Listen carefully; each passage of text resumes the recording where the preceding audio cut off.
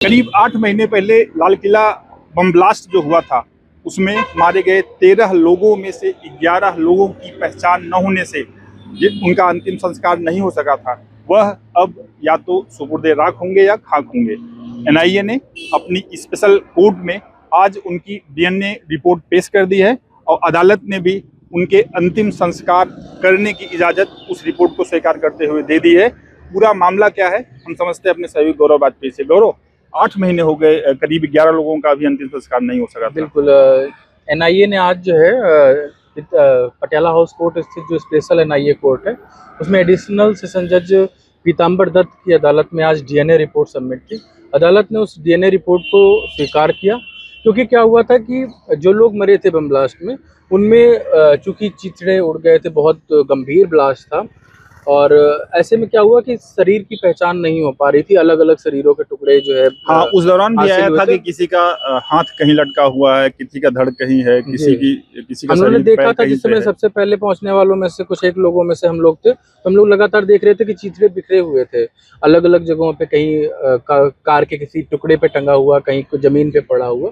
तो वो उस समय की स्थिति थी। तो ऐसे में किसी व्यक्ति की पहचान पूरी नहीं हो पा रही थी।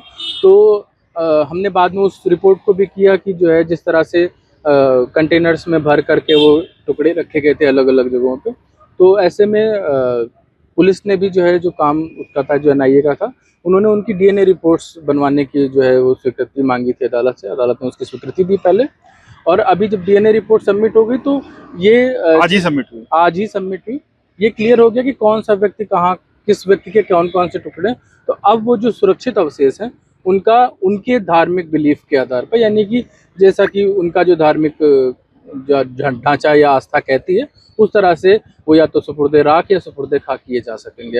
अब जो है इसके साथ ही एक जो रोचक बात है मैं जोड़ना चाह रहा हूँ कि अदालत ने जो मुख्य साजिशकर्ता या मुख्य जो उसमें आरोपी है डॉक्टर उमर, उनकी भी डीएनए रिपोर्ट आज अदालत में सबमिट की गई। डीएनए की रिपोर्ट आ गई। 6 महीने करीब उसमें लग जाते हैं क्योंकि लंबा प्रोसीजर है वो रिपोर्ट सबमिट हुई। तो ऐसे में अदालत ने एनआईए को ये निर्देश दिए हैं कि डॉक्टर उमर के जो अवशेष हैं उनका भी अंतिम संस्कार उनके धार्मिक बिलीफ के आधार पर सम्मान पूर्वक किया जाना चाहिए। और अगर परिवार नहीं आता है सामने तब उस सूरत में बिल्कुल अदालत ने कहा कि अगर उनका परिवार ये अवशेष लेने से मना करता है या अस्वीकार करता है तो एनआईए को ये जिम्मेदारी है कि वो उनके धार्मिक आस्था, जैसी उनकी धार्मिक आस्था थी, उसके आधार पर उनका सम्मान पूर्वक अंतिम संस्कार करे। ये निश्चित तौर पर हमारी न्यायिक प्रक्रिया की बेहद खूबसूरती है कि कोई व्यक्ति अगर मृत हो जाता है तो अब उसके प्रति कोई दुर्भाव नहीं है किसी भी प्रकार का, चाहे वो अपराधी हो या निर्दोष व्यक्ति जो मारा गया, दोनों को ही सम्मान पूर्वक अंतिम संस्कार का हक है। तो मतलब एक उम्र हो गया जी, जिसके लिए अगर उसका परिवार सामने आता है जी तो परिवार को सौंप दिया जाएगा अवशेष उसका। हाँ। अगर नहीं आता है तो एनआईए खुद उसकी जिम्मेदारी लेगा। बिल्कुल। बाकी जो 10 के अवशेष है 11 अन्य लोग मतलब एक उम्र और 11 मतलब टोटल 12 हो गए जी। 12 की जो है डीएनए रिपोर्ट आज जो है कोर्ट में सबमिट हुई है जी। 12 में से एक का एनआईए जिम्मेदारी लेगा अगर परिवार नहीं आता है। बाकी 11 जो हैं उनको उनके परिवार को सौंप दिया जाएगा और वो अंतिम संस्कार करेंगे। इसके अलावा भी कुछ टिप्पणी कोर्ट की अदालत एक्चुअली आज टोटल कुल 9 आरोपियों की न्यायिक हिरासत भी खत्म हो रही थी, तो अदालत में उनको भी पेश किया गया और अब जो है ये मुख्य प्रक्रिया शुरू हो जाएगी। दरअसल एनआईए ने मई महीने में करीब 7500 पेज की जो चार्जशीट पेश की है उसमें अलग अलग तरीके के आरोप लगाए गए। इसमें कई वाइट कॉलर पेशे वाले लोगों को जो है जम्मू कश्मीर से लेके अलग अलग जगहों से गिरफ्तार किया गया है।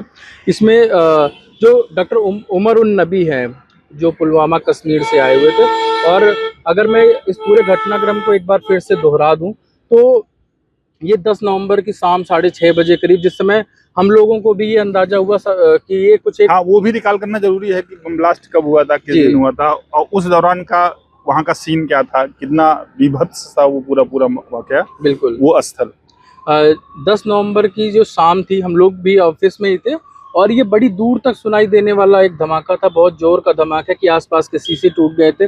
जब हम लोग पहुंचे थे करीब हम 7 सवा 7 बजे वहां पर पहुंच पाए थे और उस समय पर मेट्रो स्टेशन का जो गेट नंबर 1 है लाल किला मेट्रो स्टेशन का, उसके शीशे टूटे हुए थे और गाड़ियों के चिथड़े पड़े हुए थे और ई रिक्शे उल्टे हुए थे। क्योंकि उस समय पे जब धमाका हुआ, जो हमने चश्मदीदों से भी बात की कि जो एकदम उसके चश्मदीद कहें या पीड़ित कहें कि उनके रिक्शे पलट गए पूरे के पूरे, इतनी तेज धमाका उनको महसूस हुआ था। और ये धमाका जामा मस्जिद तक जो है लोगों को महसूस हुआ था, वहां तक के शीशे चिटके हुए थे या टूटे इसी हुए वजह थे। से जो शरीर के पार्ट से जो एकदम नियरेस्ट थे, जो एकदम सेंटर शरीर पॉइंट फट पे गए थे, अंदर से फट गए थे उन्हें।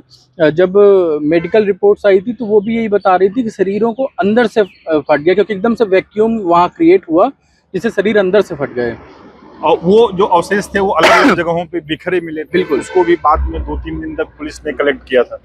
एक अवशेष तो मैंने देखा था, मैं खुद उसका मतलब प्रत्यक्षदर्शी हूँ कि जो रेड लाइट लगी होती हैं, येलो खंबे, उनके ऊपर पड़ा हुआ था। कई सीसीटीवी कैमरे टूटे हुए पड़े थे। इसी से समझ में आता है कि धमाका कितना तेज था, उसकी इंटेंसिटी कितनी ज्यादा थी। एक मंजिल ऊपर जो है वो लाल मंदिर है उस जगह पर, जैन धर्मावलंबियों का, उसकी छत पर कुछ टुकड़े पड़े हुए थे। सोचे कि सड़क से लेकर के और उस छत तक, मंदिर की छत तक, वहां तक टुकड़े का पहुंच जाना, ये धमाके की इंटेंसिटी बताता है कि कितना तेज धमाका था वो।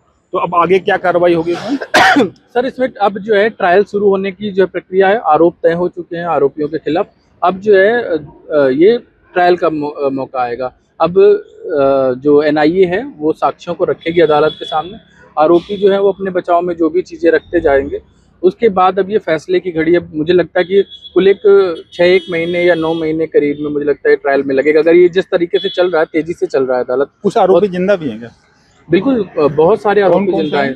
13 आरोपी अभी हैं इसमें, और जो अलग अलग जम्मू कश्मीर से, क्योंकि ये 2023 से ये लोग लगातार प्लानिंग कर रहे थे। फरीदाबाद में लगातार जो है तमाम सारा केमिकल और विस्फोटक सामग्री और इकट्ठा इसमें से करना। 13 में से कितने पुलिस कस्टडी में, कुछ आइडिया है? सभी जो भी आरोपी हैं, जो 13 आरोपी हैं, वो सभी सब पुलिस की कस्टडी में है। आज 9 लोगों की जो है न्यायिक हिरासत खत्म हुई थी, उन्हें वापस जेल से लाया गया, तब पेश किया गया अदालत, और उन्हें वापस न्यायिक हिरासत बढ़ा दी गई है, वापस जेल भेज दिया गया।